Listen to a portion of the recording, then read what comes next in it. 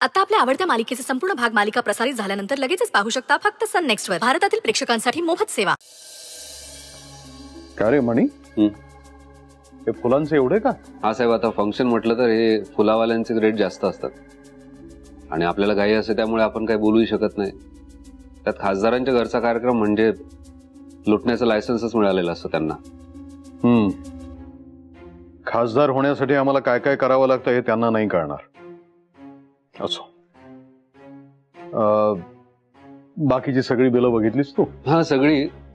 हा, एक टेम्पोचं बिल राहिलंय आणि नेमकं गेस्ट हाऊस मध्ये. मी लगेच घेऊन येतो. अरे कशाला, राहून दे ना, नंतर दाखव मला. नाही नाही साहेब, नंतर नको. नंतरमुळे अंतर पडतं आणि त्यामुळे गैरसमज होऊ शकतो. मी आणतो, 2 मिनिटं प्लीज. निघायला हवं.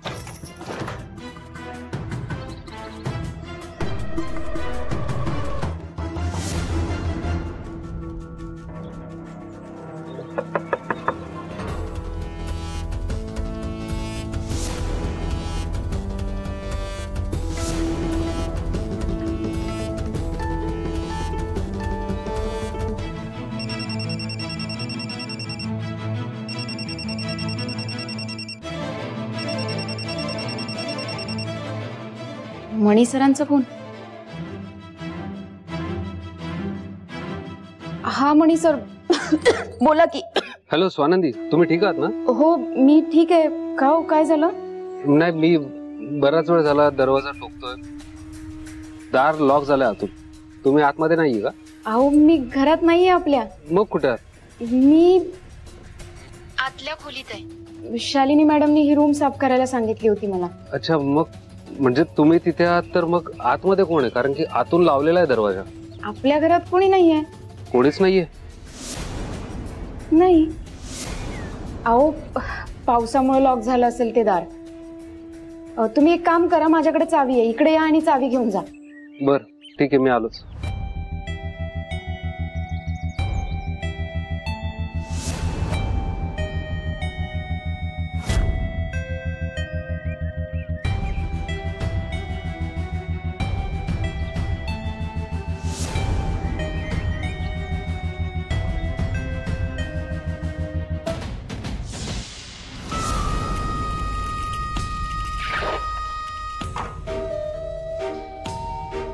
गेला वाटतं हा मणी. मला पण निघायला हवं आता. हो, शिट! हा मूर्ख मणी मला लॉक करून. देवा, का परीक्षा बघतोयस माझी? मी काय करू? स्वानंदी आणि मणी आतमध्ये आले तर माझी काही खरी नाही आता. देवा प्लीज प्लीज. मी मूर्ख, इकडे फोन पण नाही आणलाय मी. प्लीज प्लीज, मी पुन्हा असं काही नाही करणार.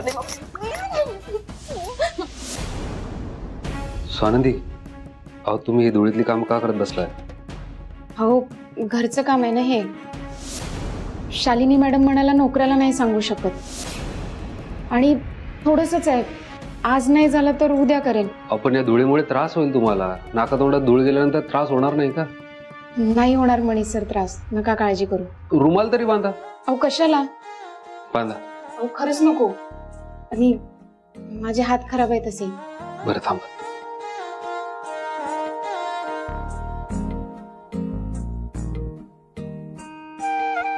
ओके,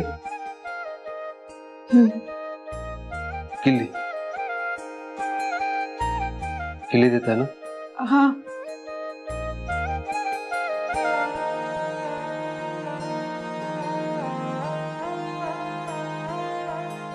तर मला प्रश्न पडला, दार आतून कसं लागलं? म्हणजे याआधी कधीच असं घडलं नाहीये.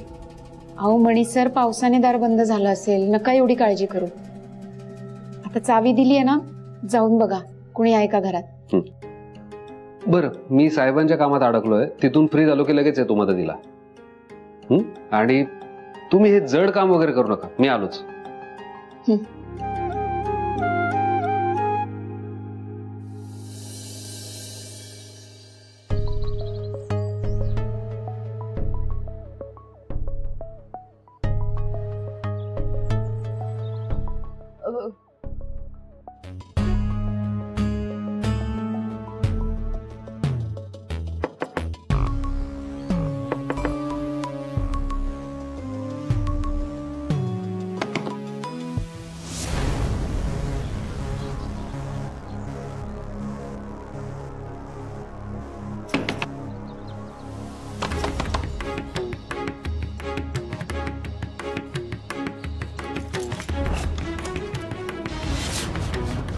कोण आहे? कोण आहे आतमध्ये? सुजित, तू इथे काय करतोयस? संचिता, तू इथे काय करतेस? मी तुला सगळं सांगते, आत्ता निघ. थांब जरा. संचिता, काय प्रकार आहे? तुला आत कोणी डांबून ठेवलं होतं? तुला बाहेरून कडी कोणी लावली होती? मला कळेल का हे काय चाललंय ते? तू हळू बोलशील का प्लीज? हे बघ, मी सगळं सांगते तुला, आत्ता नको, आत्ता ह्या सगळ्या चौकशा नको करूस, प्लीज प्लीज प्लीज. आता निघूया इथून आपण. चल चल. संचिता, मी काय? सांगते सगळं, चल चल. संचिता, मला सांगणार आहेस का तू? मी हे सांगते बघ, तू मला. सांगत नाहीस ना सुजित, तोवर जरा मला. please. तुम्ही दोघं इकडनं हा ते हा मग आम्ही कुठूनही येऊ, इथून तिथून, वरून खालून, या बाजूने त्या बाजूने. अरे मणी, आमचंच घर आहे ना हे, आणि त्यात आमचं लग्न झालंय. आम्हाला वाटलं आज आजूबाजूला फिरावंसं. आता त्यासाठीही आम्ही तुझी परमिशन घेऊ का? म्हणे इकडून कुठून. चल.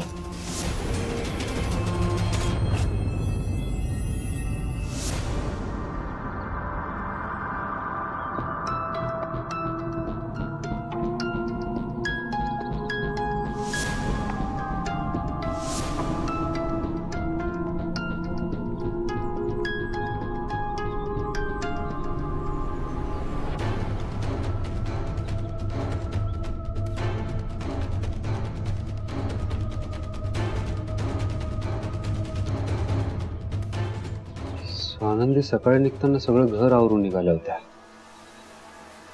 या वस्तू अशा इथे खाली कशा?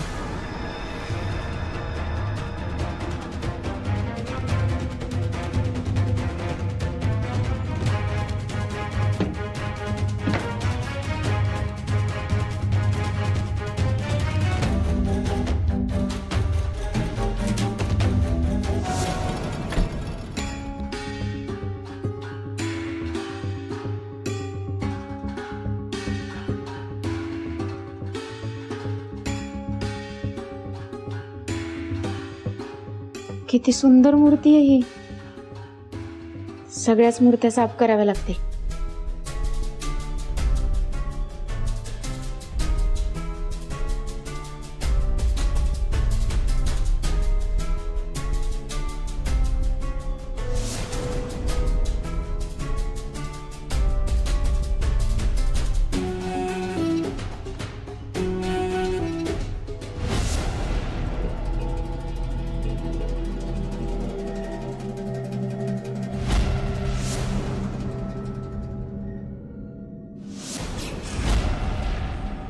सरपोतदार साहेबांचा फोटो. पण या बाईसाहेब कोण आहेत?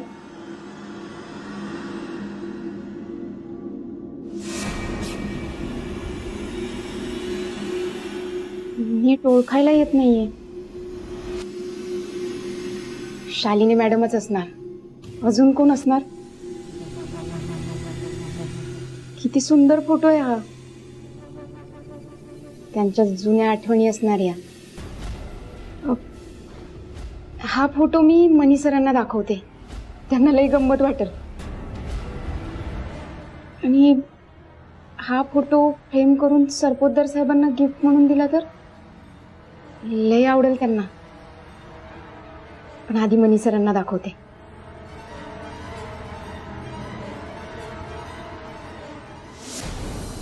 मनी सर, अहो तुम्ही का करताय हे? मी केलं असतं की. हो हो हो, म्हणजे तुम्ही आल्यामुळे आउट हाऊसला घर पण आलंय, पण आता हे घर पण सांभाळायचं माझी सुद्धा जबाबदारी आहे ना. आणि ते हाईटवर पण आहे ना, तुमचा हातही पोचला नसता. मणी सर बस करी गेली. बरं, मी तुम्हाला एक गंमत दाखवायला आणलीये. गंमत? मी आतली रूम साफ करत होते ना, तेव्हा मला सरपोतदार साहेबांचा हा जुना फोटो सापडला.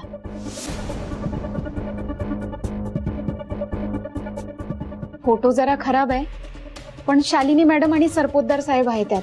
हो, म्हणजे तरुणपणातले साहेब ओळखू येत आहेत, पण बघा ना, शालिनी मॅडम अशा स्पष्ट दिसत नाही. मणी सर, अहो आपल्याला जरी ओळखता नाही आला ना तो फोटो, तरी सरपोतदार साहेब आरामात ओळखते. मला वाटतं कुठल्या तरी मंदिरात काढला असावा तो फोटो. मणी सर, टेक्नॉलॉजी किती बदलली आहे नाही. म्हणजे आता मोबाईलमध्ये हवे तेवढे फोटो आपण काढू शकतो, एडिट करू शकतो. पण मणी सर, हा फोटो जेव्हा काढलाय ना तेव्हा फक्त प्रिंटेड फोटोचा जमाना होता. मग लोक प्रिंटेड फोटो काढत होते, त्याची फ्रेम करत होते, अल्बम बनवत होते आणि त्या फोटोच्या आठवणीत रमत होते. आताही असंच असणार नाही? बरोबर बोललात स्वानंदी तुम्ही. आपलं आयुष्य हे क्षणाक्षणाला पुढे सरकत असतं आणि ते सरकत असलेलं आयुष्य आपण कॅमेऱ्यात कैद करतो. काही काळानंतर जेव्हा आपण तो फोटो पुन्हा बघतो तेव्हा ते जुनं आयुष्य आपल्याला परत अनुभवता येतं. अगदी बरोबर बोलताय मणी सर तुम्ही. मग हाच अनुभव आपण सरपोतदार साहेबांना गिफ्ट म्हणून दिला तर? एक मिनिट, अनुभव गिफ्ट नाही म्हणजे कसा? हो, म्हणजे या फोटोला क्लीन करून त्याची फ्रेम बनवून हा फोटो सरपोतदार साहेबांनी शालिनी मॅडमला गिफ्ट करायचा. किती आनंद होईल ना त्यांना.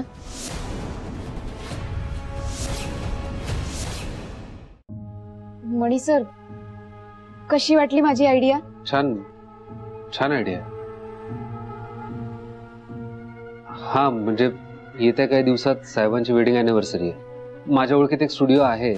मी त्यांना जाऊन सांगतो की हा फोटो जरा क्लीन करा, जरा एनलार्ज करून मस्त लॅमिनेट करा आणि त्याची एक छानशी फोटो फ्रेम करून द्या. कसं वाटतं? अजिबात नाही मणी सर. अहो, तुम्ही आधीच खूप बिझी असता, त्यात मी तुम्हाला हे काम नाही सांगणार. याची कशी फ्रेम करायची ना ते मी बघते, तुम्ही नका काळजी करू. आणि आपण सरपोतदार साहेब आणि शालिनी मॅडमच्या अॅनिव्हर्सरीचंही छान प्लॅनिंग करूया आणि त्यांना हा फोटो गिफ्ट म्हणून देऊया.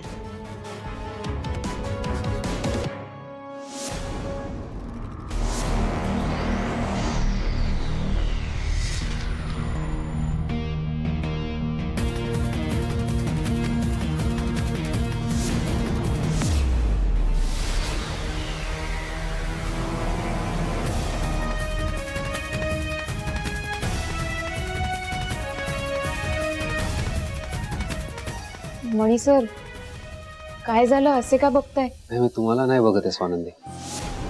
चांगुलपणा प्रत्यक्षात कसा दिसतो ते बघतोय. काही या मणी सर.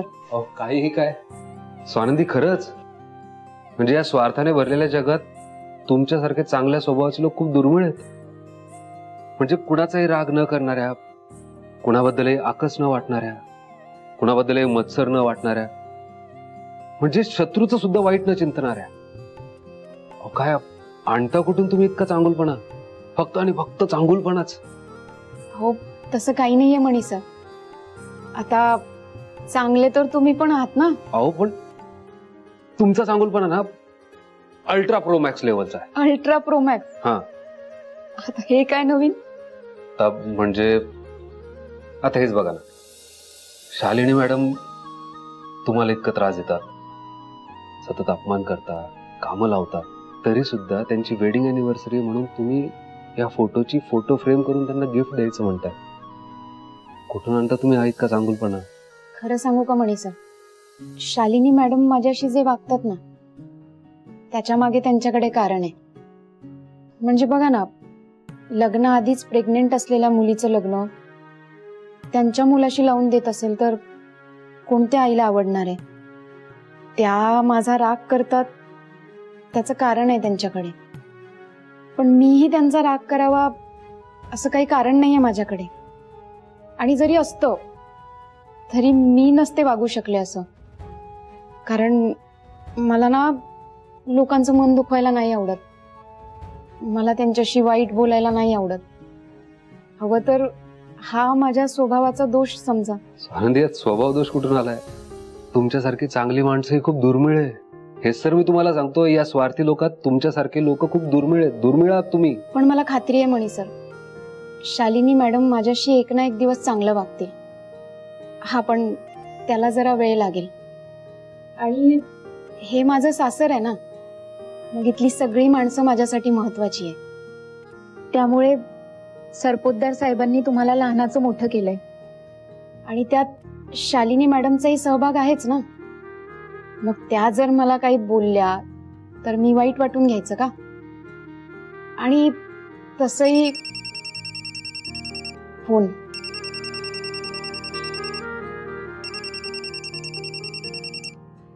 शालिनी मॅडमचा फोन आहे. हा मॅडम, नाही इथंच आहे. आले आले 2 मिनिटात आले. त्यांना काहीतरी महत्वाचं काम असणार म्हणून फोन केला. मी आले जाऊ.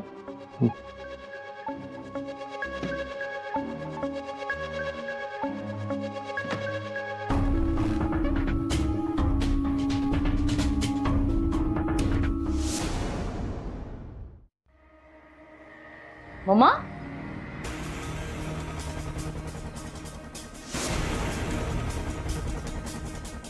मम्मा, तुम्ही बोलावलं ना मला. मम्मा, कसला विचार करता इतका? काही शिस्त आहे का तुमच्या डोक्यात? कळेल, जेव्हा घडेल ना तेव्हा समजेल तुला. आणि मग तू इतकी खुश होशील की थँक्यू म्हणशील मला. मी थँक्यू म्हणेन म्हणजे मला नाही समजलं. समजेल जेव्हा माझ्या मैत्रिणी स्वानंदीचा अपमान करतील तेव्हा कळेल तुला. मम्मा, मला सांगा नक्की काय करणार आहेत तुम्ही? तू म्हणाली होतीस ना स्वानंदीचा इतका अपमान करायचा, या घरात असं वातावरण तयार करायचं की तिची इच्छाच नाही झाली पाहिजे या घरात राहायची. आपलं अर्ध काम माझ्या मैत्रिणी पूर्ण करतील. त्या टोचून टोचून इतकं बोलतील ना स्वानंदीला की तू बघच. वाव मम्मा, अहो कसले सॉलिड आहात तुम्ही. मग तुझी सासू शोभायला हवी ना. अगं ते सगळं होईलच ग, पण तू हार नीट लपवलायस ना. मी हार अशा ठिकाणी लपवलाय ना, मणी आणि स्वानंदी सोडा त्यांचा, म्हणजे मी व्यवस्थित जागी लपवलाय. त्यांच्या रूम मध्ये असून सुद्धा त्यांना तो हार दिसणार नाही. आज तिचा असा अपमान करायचा की तिची इच्छाच मेली पाहिजे या घरात राहायची. तू सांगितल्याप्रमाणे तिच्यावर चोरीचा आरोप करायचा. अशी पुराव्यासकट पकडली गेल्यानंतर तिच्याबद्दल ज्यांना ज्यांना सहानुभूती वाटते ना, म्हणजे स्पेशली आमचे हे सगळ्यांची भूतं निघतील डोक्यावरची. Yes mamma. आणि मी म्हणाले ना तुम्हाला, स्वानंदी इमोशनल स्वाभिमानी टाइप्स आहे. आणि एकदा का जर तिचा स्वाभिमान दुखावला गेला तर ती स्वतःच हे घर सोडून जाईल. आणि मग तिच्या मागून तिचा कैवारी पण जाईल, मणी. बापरे, मग मम्मा आपण त्या दोघांना बाय करायचं. हा, बाय स्वानंदी, बाय मणी. का जाताय तुम्ही? प्लीज नका ना जाऊ, प्लीज. हो ग बाई, एकदा का तो मणी गेला ना की सुंठी वाचून खोकला जाईल. आत येऊ मॅडम? ये आत ये. ये ये. मॅडम बोलवलं तुम्ही? आली स्वानंदी. मला वाटलं महाराणी त्यांच्या महालात आराम करत असतील, झोपल्या असतील. स्वानंदी, तुझं लक्ष नाहीये आजकाल कामाकडे, अजिबात लक्ष नाहीये. आज रात्री आपल्याकडे पाहुणे येणार आहेत. पाहुणे? हो ग, पाहुणे येणार आहेत. म्हणजे ममांच्या फ्रेंड्स येणार आहेत. स्वानंदी, हाय सोसायटी मधले आहेत ना सगळ्या. माझा सुनमुख बघण्याचा कार्यक्रम आहे ना, म्हणून येणार आहे. एलिट क्लास आहेत सगळ्या. यू नो ना एलिट क्लास. तर डिनरची तयारी तुला करायची.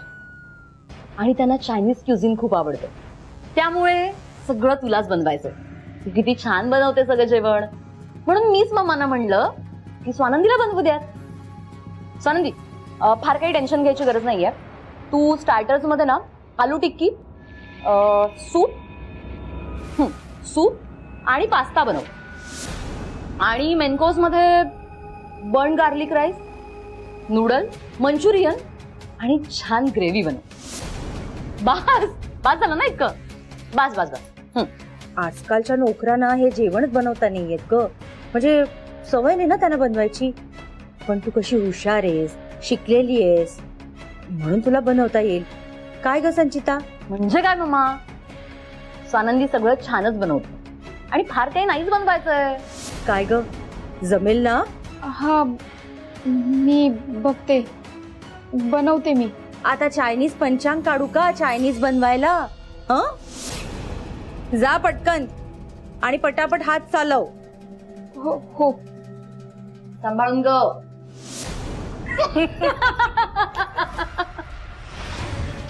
काय बरं बनवायला सांगितलं संचिता मॅडमने? कटलेट, पास्ता आणि सूप आणि चायनीजमध्ये राईस, नूडल्स आणि मंचुरियन ग्रेव्ही. एवढं सगळं तर मी कधीच बनवलं नाही.